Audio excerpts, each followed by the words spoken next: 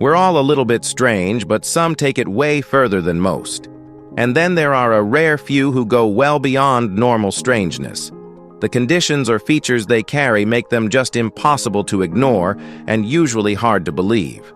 Welcome to Top 5. Today, we're going to show you some of the most unusual and strange people in the world that will totally shock you. So, let's begin with number 15, Babloo Pashi. In Allahabad, this 34-year-old man lives with a condition that has changed everything about how he moves, works, and even lives. His right arm weighs over 20 kilograms, more than twice its normal size. The swelling was caused by gigantism, and it's so dangerous that it makes even basic tasks painful. When I wash, my arm starts to hurt, he says quietly. In fact, he says, walking for more than 10 minutes leaves me breathless. The stairs have never stopped. In his hometown, people avoided him. He moved to the city for better treatment, but life there hasn't been kinder. Without a steady income, Babloo often resorts to begging. Yet he hasn't lost hope. Recently, he visited specialists hoping for surgery that could ease the weight. The problem is money. His condition doesn't affect his spirit, but it limits everything else. These are the difficulties I face, he says. Each day begins with pain and ends with prayer. He doesn't ask for sympathy, only a chance to live without carrying 20 kilos of burden everywhere he goes. Number 14, Lassium. In Blora, Indonesia, 45-year-old Lassium spends her days caring for herself as best she can. Neurofibromatosis has covered her body in tumors, some small, others massive.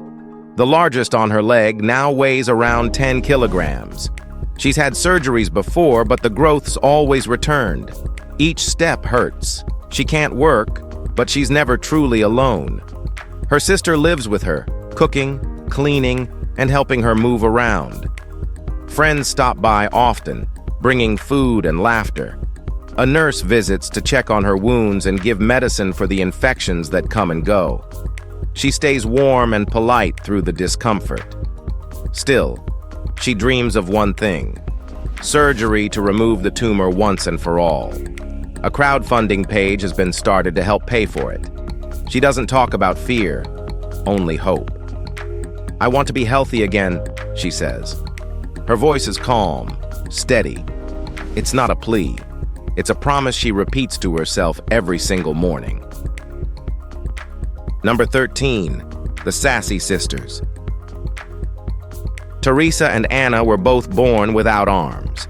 They're not related by blood, but raised together, adopted by the same woman, and bonded by the same difference. They've been using their feet like hands since they were toddlers. They can write, dress, cook, and clean. "It's the only way we've ever done things," Teresa says. But that doesn't mean it's easy. The world wasn't built for people like them. A TMS grocery carts. Even strangers can feel like obstacles. "People stare like we're exhibits," Anna explains. That frustration turned into fuel. Now they film daily life, changing light bulbs, washing hair, making lunch, and post it online. Not to show off, but to show the truth. Their message is blunt. Arms are overrated, not because they don't wish things were easier, but because they've figured it out anyway. They're not asking for sympathy. They're asking to be seen like anyone else. Two sisters, figuring life out the way they always have, together, and on their own terms. Number 12, Sabrina. Despite living with a debilitating form of psoriasis, this North Carolina mother found the strength to speak out and raise awareness for this painful autoimmune disorder. Diagnosed at age 12, Sabrina battled intense insecurity throughout her 10 years, constantly hiding the visible plaques covering her skin. Now 29, she's unable to work due to the pain and fatigue that come with her condition. Even playing with her kids requires caution. She lives with her husband Daniel and their 2 daughters, and credits her family and becoming a mother for pulling her out of a dark emotional place. For years, Sabrina kept her suffering private, but now she's begun to reclaim her confidence. Her goal is to show that psoriasis isn't just a skin issue. It's a lifelong condition that affects every part of daily living. Through advocacy and sharing her own experience, she hopes to challenge stigma, open minds, and give others like her the courage to speak up without shame. Number 11. Mannon Mondal. People call Mannon the melted man, but he doesn't wince at the name. His face bears the deep marks of neurofibromatosis, a condition that distorted his features and took one of his eyes. He could have chased surgeries, but instead, he chose peace. When doctors offered him a full facial reconstruction, he turned it down. The cost, he said, could pay for his daughter's wedding, and that mattered more. Mannon travels from temple to temple, gathering small donations, sleeping outdoors, and sending everything he earns back home. He's lived a lifetime of stares, laughter, and rejection, but not bitterness. At 18, he fell in love. He raised 4 children. He still prays 5 times a day. When asked if he'd ever consider surgery again, he simply smiles. "This is how Allah made me," he says. There's no shame in his answer, just peace. Mannon doesn't need a new face. His faith already gave him one that never fades. Number 10. Parma Ham. Parma stands out even in London, a place where difference blends easily into the crowd. With a towering mohawk nearly 3 feet high and a love for all things Gothic, they've built an identity that's impossible to ignore. Parma, who call themselves an agender, began experimenting with their look at 12. Their natural hair was straight and plain, so they turned it into art. Today, their mohawk takes 2 hours to create and 2 cans of hairspray to hold. But traveling with it is super tricky. Buses, doors, and ceilings are all hazards. It's a nightmare, they admit, but it's worth it. The name Parma Ham came after a night out, a joke that stuck. Now, it's their brand, their armor, and their message. They've faced harassment and online abuse, but still walk tall, literally and proudly. "I think I represent freedom," Parma says. "Freedom of expression, freedom to exist." They're not trying to shock anyone. They're just living exactly as they are, unapologetically themselves. Number 9. Orlando Sorrell. Orlando was born in 1968 in Virginia. At age 10, while playing baseball, he was struck hard on the left side of his head. He briefly lost consciousness and developed headaches afterward. But something unusual followed. He began to recall every date, weather pattern, and event in his life from that moment onward. Ask him what day February 14th, 1991, fell on, and he'll answer instantly, without counting. His condition, known as acquired savant syndrome, occurs when a brain injury unlocks exceptional abilities. Orlando's case has fascinated neuroscientists studying memory, cognition, and neuroplasticity. He turned a childhood accident into something rare, his brain's way of reorganizing itself. Though he leads a normal life, his mind still records time like a calendar. His story questions what we truly know about the brain and its hidden capabilities. Sometimes what seems like damage can become the doorway to something unimaginable. Number 8. Harmony Rose Allen.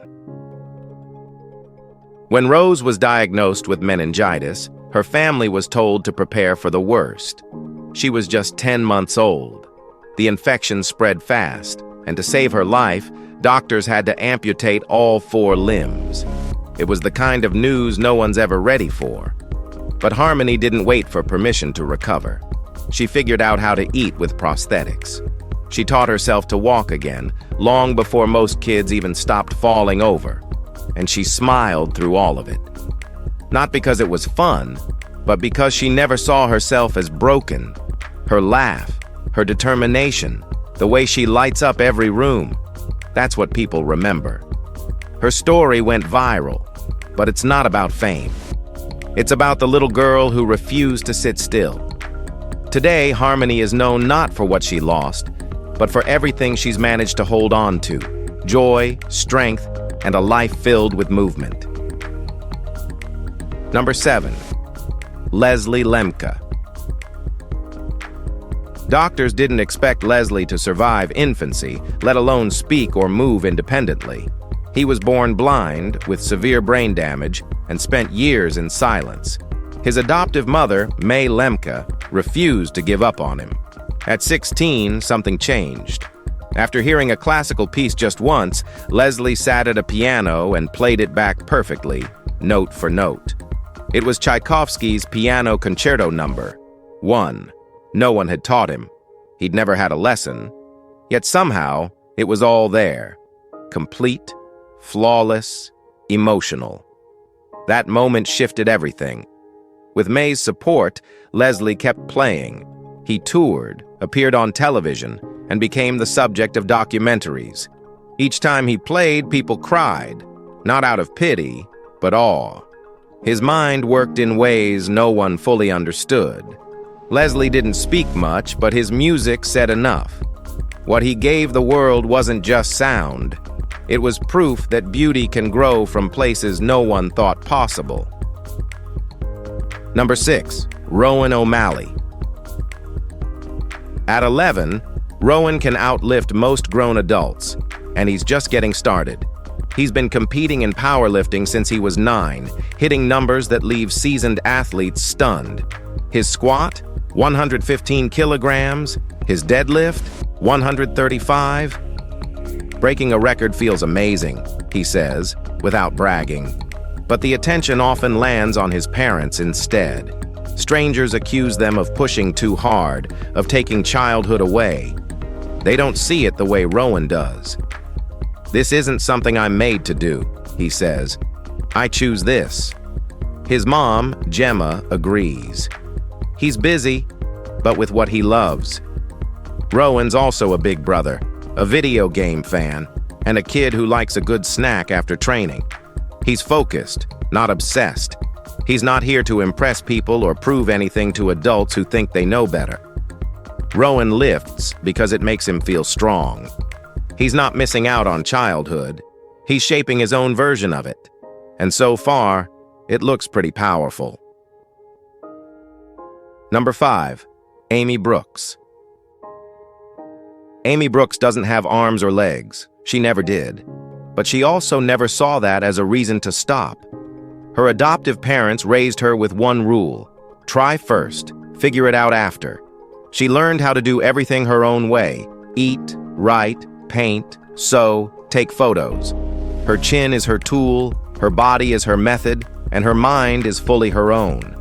On her YouTube channel, how does she do it? She shows people exactly how. No tricks, no edits, no help off camera, just real life, done her way. She's not trying to impress anyone. She's not looking for applause.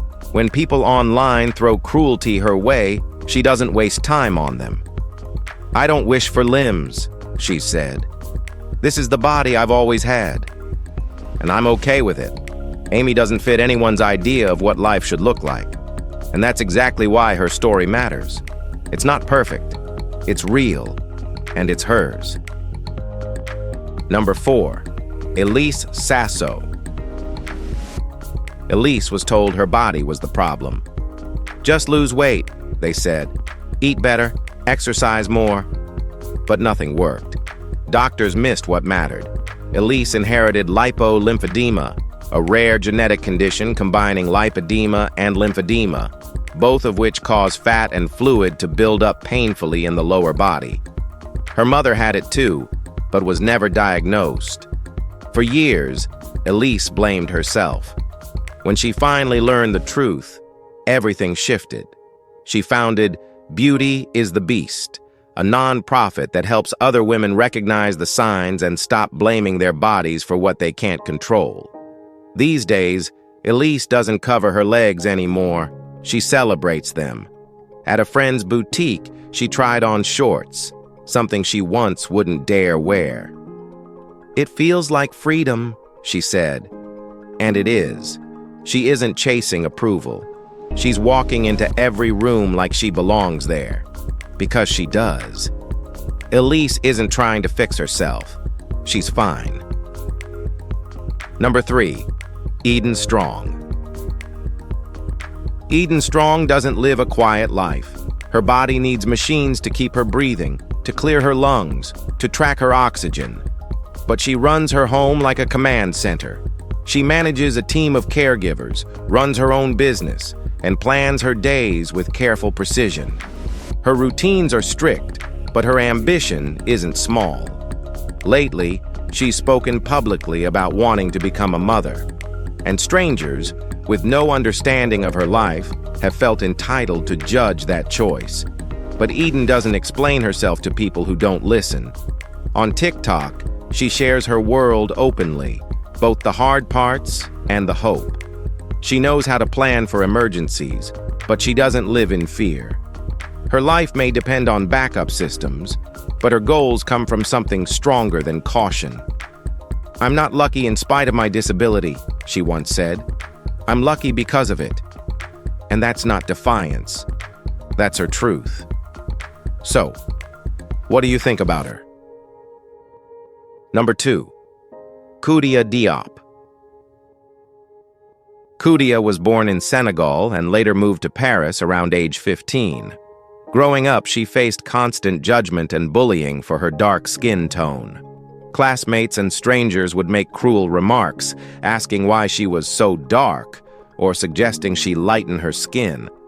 Instead of breaking under that pressure, she eventually began to embrace her deep complexion and started calling herself the Melanin Goddess. Her modeling journey began when Parisian photographers noticed her striking look. She signed with the Colored Girl Agency, which promotes representation and empowerment for women of color. Soon, her photos gained attention worldwide, and she became the face of campaigns like Makeup Forever's In Blend In, Stand Out movement. Beyond modeling, Koudia uses her platform to challenge colorism and the idea that lighter skin defines beauty. She inspires women everywhere to embrace their true tone and power, proving that confidence, not conformity, defines real beauty. Now let's end this with Number 1. Joe Such. In a small New York apartment, Joe Such spends his days creating videos while his body turns to stone. He has fibrodysplasia ossificans progressiva, a condition that transforms muscles into bone, one joint at a time. Every move risks another flare, another piece of him freezing forever. Eating, brushing his teeth, and even sitting upright became impossible. Still, Joe laughs. His best friend Elise helps him film and edit content for his channel, where humor and honesty meet in every upload. "I need someone with me all the time," Joe says, not with regret, but acceptance. He still jokes, still posts, still connects. He loves taking photos, experimenting with lighting, and talking about movies. Doctors can't stop the progression, but Joe doesn't dwell on that. His body may be stiffening, but his creativity hasn't slowed. "I can't move much," he once said, "but I can still make something." And that's exactly what he does, every single day. If you enjoyed this video, be sure to like and subscribe. Thanks for watching, and we'll see you soon.